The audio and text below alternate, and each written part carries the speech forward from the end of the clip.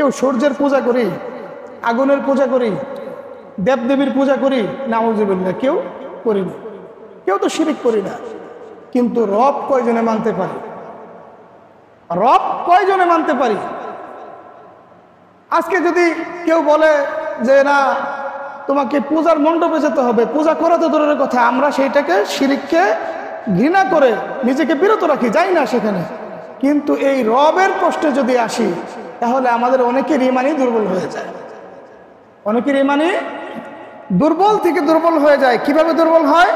যে আমি আমার রবকে বানাইছি আল্লাহকে, কিন্তু প্রতিনিয়ত আমরা এক এক সময় এক একজনকে আমরা রবের মুখাপেক্ষী বানিয়ে দিচ্ছি।